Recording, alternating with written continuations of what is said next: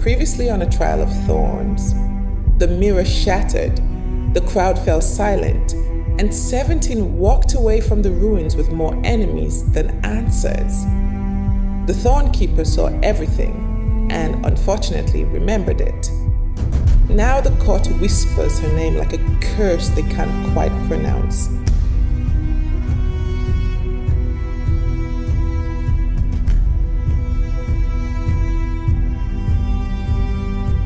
Now, let us begin.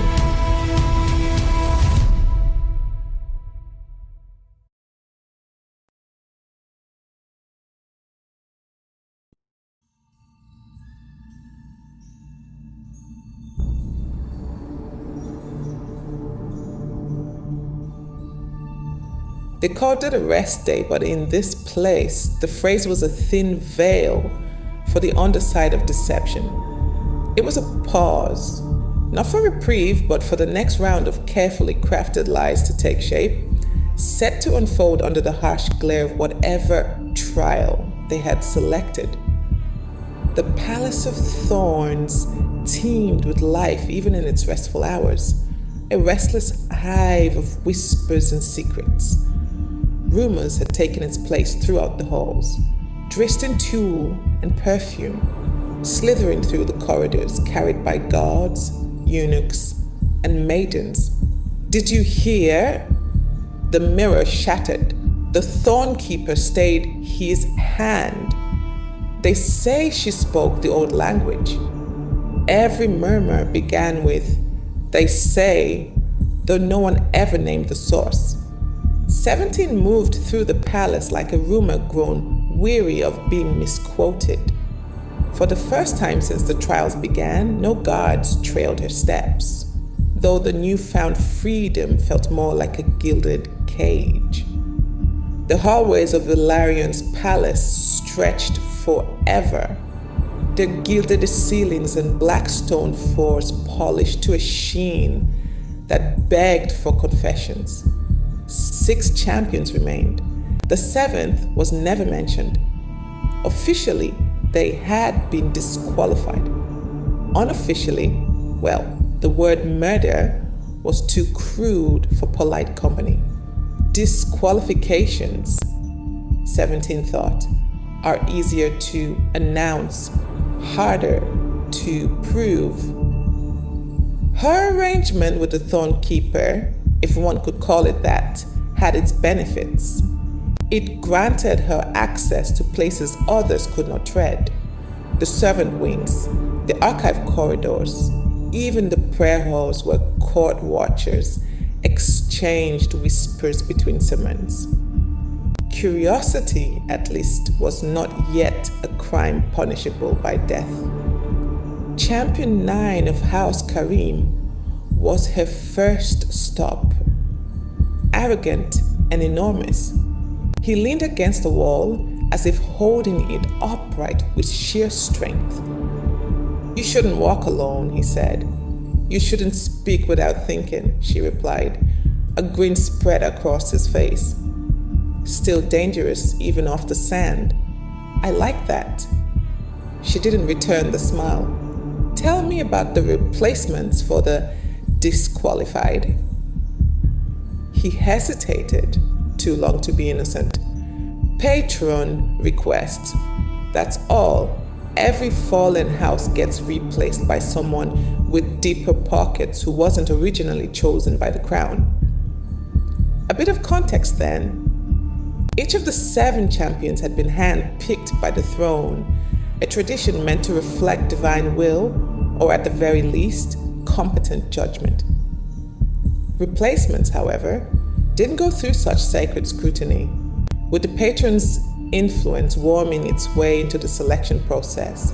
Questions arose, quietly of course, about fairness, corruption, and the alarming frequency of disqualifications.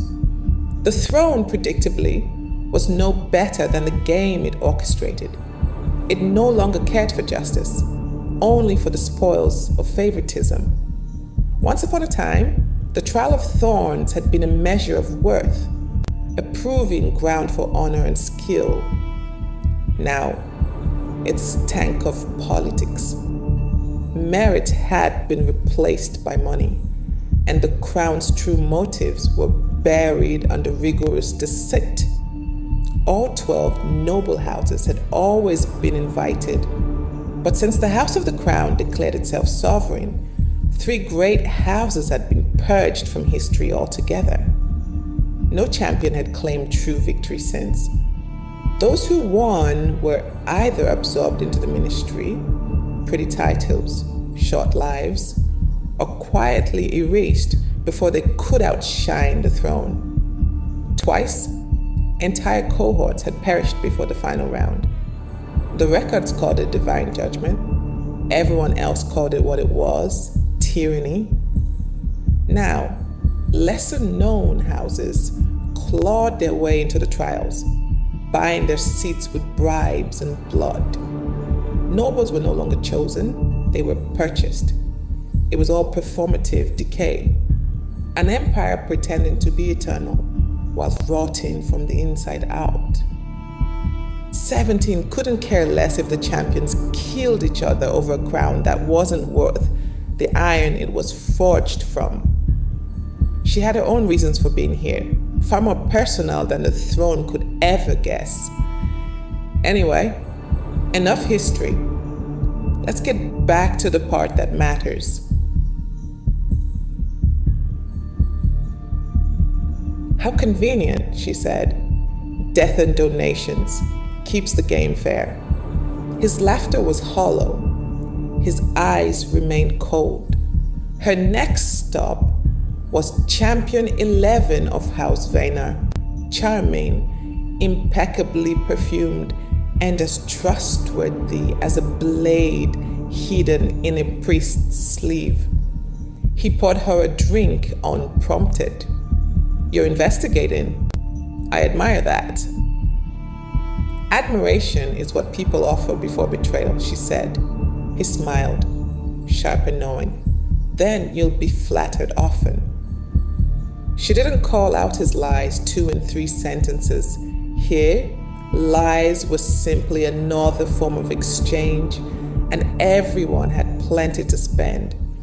By the time she reached Champion 10 of House Dravenn, a pattern had formed.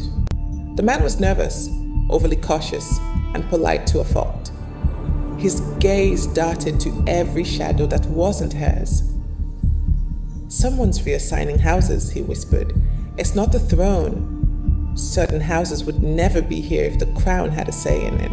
Someone else is behind it. Then he fell silent, as if the words had already exacted a price.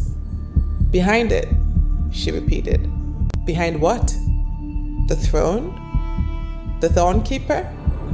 He didn't respond, but his fear spoke volumes. By midday, her investigation had drawn the wrong kind of attention. She sensed the change before she saw it.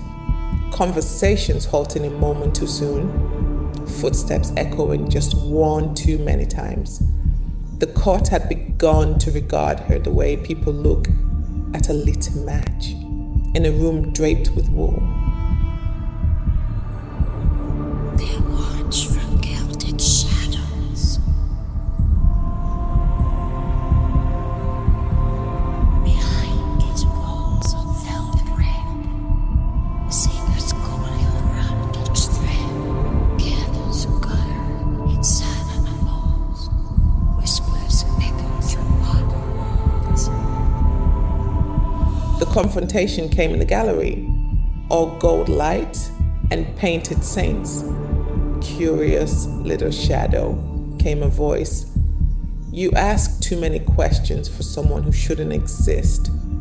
Lady Dravenn, patron of one of the bloodiest great houses in Elarion, stood beneath a mural of angels that looked appropriately bored. Her gown was black velvet, her smile velvet too. 17 didn't bow. Curiosity keeps me alive. Not for long, the lady said, circling her. Your performance in the mirror was impressive. The Thornkeeper was surely captivated. Her eyes were glued to Lady Dravenn as 17 said, captivated is a generous ward. She didn't move to circle with her. I would have thought he was interested in collateral damage. The lady's laugh was soft, almost a purr. Damage is always interesting. Tell me, who are you really? The resemblance is uncanny. To whom? 17 wondered out loud. Someone who vanished ages ago, the lady whispered. One who shouldn't have. The gallery fell silent. Court attendants lingered in the corner, pretending to study the artwork while inching closer. 17 kept her tone even. I have no idea what you're talking about. It's possible you're mistaking me for a ghost. Maybe. But ghosts don't break mirrors, do they? 17 arched an eyebrow. Isn't that all they do? Her pulse calmed. Old habits. The absence stirred again, so tempting. She could end this woman's curiosity with one wave of power. Just a small tear in the air, a little silence that devours sound, and both she and her foul mouth would be disqualified. Then, his voice. Lady Dravenn. The Thornkeeper's tone was calm, but heavy enough to rearrange the air. He stepped into the gallery like someone who'd been there all along, hands clasped behind his back, eyes unreadable. I believe curiosity is the only thing keeping this court from dying of boredom, he said. The lady's smile faltered. She was asking questions. So was I, he replied. Would you like to be next? A beat. The lady curtsied stiffly. My apologies, my Lord Keeper. I only meant... You always do, he interrupted. Now, if you'd excuse us. He turned to 17, expression perfectly neutral. Walk with me. 17 looked at Lady Dravenn, eyes slithering over the audacious woman who believed herself too important. If the Thornkeeper hadn't stepped in, she'd meant to leave her shadow with the Dravenn and erase her for her temerity. After a lopsided smirk at her, she followed the Thornkeeper out. They moved through the colonnade in silence at first. The court's murmurs followed like perfume. Finally, she said, You have a talent for dramatic timing. You have a talent for testing boundaries, he said. When have I ever? 17 grinned. You're drawing attention. Good. Maybe someone will notice before the next champion disappears, she said. He glanced at her then. You confuse the freedom I bestow with immunity. Isn't it? The arrangement was to be your hand. If it doesn't include immunity, then it is hardly worth anything. He didn't reply. They reached the balcony overlooking Elarion's spires. The city glimmered under an evening veil. Every window a little secret pretending to be light. I told you not to trust reflections, he said finally. She turned to face him. Yet, here you are, reflecting everything I hate about power. His eyes narrowed slightly. You're becoming a problem. Finally, she said, something we agree on. He stepped closer, way too close. The kind of distance that was meant for another kind of conversation. You intrigue me more than you should. With all due respect, Lord Keeper, I couldn't care less, she told him. A pause. The air between them thickened, humming like the prelude to a spell. For a moment, she thought she saw the faint blue of his sigils flare, matching the rhythm of her pulse. Then he stepped back, the moment snapping like glass underfoot. Find what you came here for, 17, he said, before someone else decides they don't care for your snooping. He left without waiting for a reply. She stood on the balcony a while longer, watching the sun bleed out across the horizon.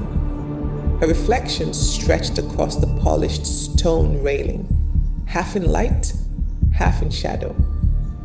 For a man who buries legend, she murmured, he's doing a terrible job of leaving me dead. Counting hearts as evening thins, blood and silk entwine the night, mercy hidden from mortal sight. Under the throne of ash and bone, no soul escapes the silent stone. Feel the darkness cling your plea, you won't survive its revelry. Next time, on a trial of thorns, the court bleeds rumors faster than truth. As new replacements arrive for the fallen champions, 17's investigation drags her deeper into the game behind the trials. But when loyalty becomes merit and secrets start trading hands, she'll learn the hardest lesson of all. Not every alliance is meant to last a night. Stay tuned.